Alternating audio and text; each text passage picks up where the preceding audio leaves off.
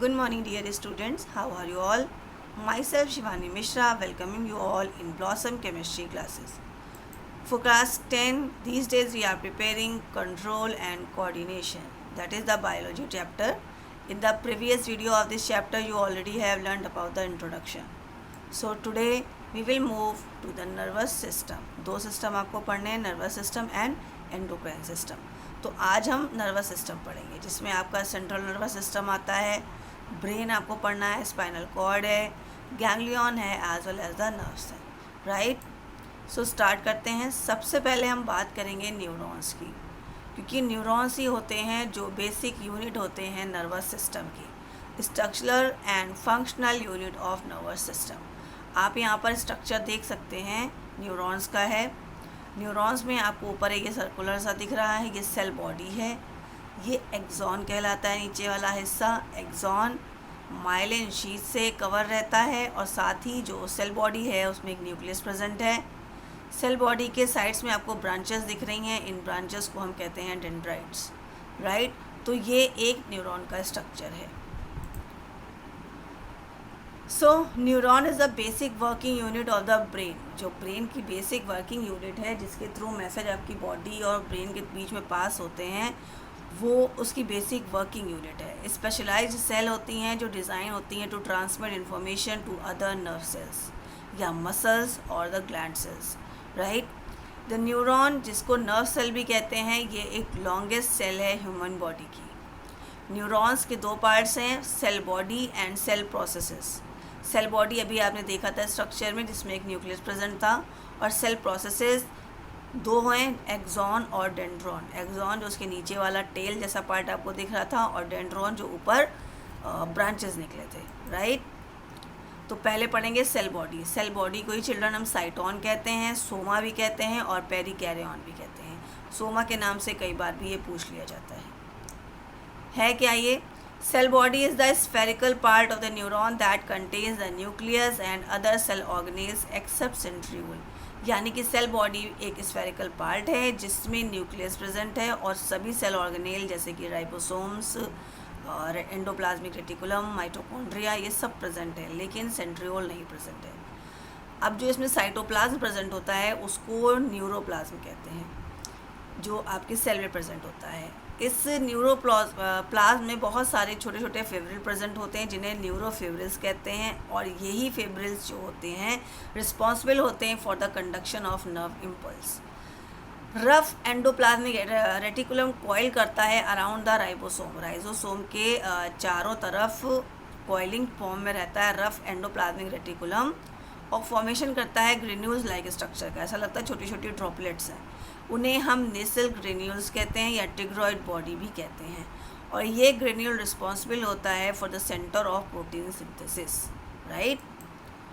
Moving to the cell processes, जो कि दो हैं, एक्सॉन एंड डेंड्रॉन. पहले हम एक्सॉन पढ़ेंगे.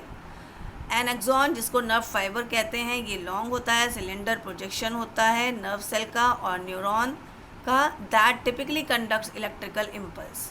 जो आपने पीछे टेल वाला हिस्सा देखा था उसको ही नर्व फाइबर कह रहे हैं. लॉन्ग है, सिलेंडर है, और इसका वर्क क्या है? ये कंडक्ट करता है इलेक्ट्रिकल इम्पल्सेस, जिसको आप एक्शन पोटेंशियल्स कहते हैं. एक्शन पोटेंशियल का मतलब, अगर आप कोई भी वर्क कर रहे हैं, आपको चोट लगी, आपकी फिंगर कट गई है, या फिर सपोज करिए आपने कोई गर्म बर्तन छू लिया और आप सडन अपना हाथ हटा लेते हैं, तो वो एक्शन पोटेंशियल हुआ, away from the nerve cell body. Axon cover रहता है एक्सोलेमा से, जो कि खुद कवर रहती है by a layer of phospholipid, जिसे आप मेडुला या माइलिन शीथ कहते हैं. माइलिन शीथ कई बार पूछा जाता है. माइलिन शीथ कैसा एक्ट करती है? It will act as the insulator and prevents the leakage of ions. बात करते हैं डेंड्रॉन की. डेंड्रॉन स्मॉल सेल प्रोसेस है. एक्सॉन लॉन्ग था और डेंड्रॉन स्मॉल है. डेंड्रॉन यूजुअली ब्रांच में डिवाइड रहता है और उसकी ब्रांचेस को आप डेंड्राइट्स कहते हैं. ये माइलिन शीथ से कवर नहीं रहता है. डेंड्रॉन रिसीव करता है स्टिमुलाई, यानी कि आपको क्या हो रहा है वो रिसीव करता है, और सेंट्रीपिटल कंडक्शन यानी कि नर्व इम्पल्स को ट्रैवल कराता है टूवर्ड्स द बॉडी. राइट. यानी एक्सॉन आपकी माइंड तक पहुंचाएगा और जो आपका डेंड्राइट्स है वो आपकी बॉडी तक पहुंचाएगा. साइनैप्स क्या होता है? साइनैप्स कुछ और नहीं है, दोनों के बीच का जंक्शन पॉइंट है। आपने जो डायग्राम देखा वो सिर्फ एक था, अगर उसके नीचे एक और डायग्राम रख दें तो जो ब्रांचेज हैं डेंड्रॉन, वो एक्सॉन के जो नीचे वाला हिस्सा है उससे ज्वाइन रहेगी, तो वो जो बीच का ज्वाइन है वही साइनैप्स है। Synapse also called the neuronal junction, देख रहे हैं ना आप, जंक्शन की बात है। Is the site of transmission of electric nerve impulse between the two nerve cells, दो नर्व सेल के बीच में जो इलेक्ट्रिक नर्व का इम्पल्स होता है, उसका ट्रांसमिशन होता है, उसे ही हम साइनैप्स कहते हैं। कौन सी दो नर्व सेल हैं? Between the axon ending of one neuron, एक न्यूरॉन की एक्सॉन की एंडिंग हो रही होगी और दूसरे के डेंड्राइट्स होंगे, राइट। चलो ये देखिए डायग्राम, पहले आप इसको देखिए, ये पहले वाले का ये समझ लीजिए आप, ये जो रेड वाला है ये एक एक्सॉन है, सॉरी ये एक न्यूरॉन है और ब्लू वाला एक और न्यूरॉन है। ये ब्लू वाले का एक्सॉन वाला ये सेल बॉडी है और ये उसके डेंड्राइट्स हैं जो ऊपर वाला पोर्शन था, और रेड वाले में ये नीचे वाला पोर्शन है एक्सॉन। तो किसी एक न्यूरॉन का एक्सॉन का एंड और दूसरे के डेंड्राइट्स जहाँ पर मिल रहे होते, देखिए जहाँ जहाँ ये ज्वाइन हो रहा है, यही पोर्शन कहलाता है साइनैप्स। समझे आप? ओके अब ये काम कैसे करता है? अगर हम इस एक साइनैप्स की बात करें तो ये कैसे वर्क कर रहा है, ये देखिए, ये एक्सॉन है ऊपर वाला पोर्शन और ये नीचे वाला डेंड्राइट्स है। एक्सॉन मैसेज को ऊपर से पास कर रहा है और डेंड्राइट्स क्या करते हैं? मैसेज को एक्सेप्ट करता है।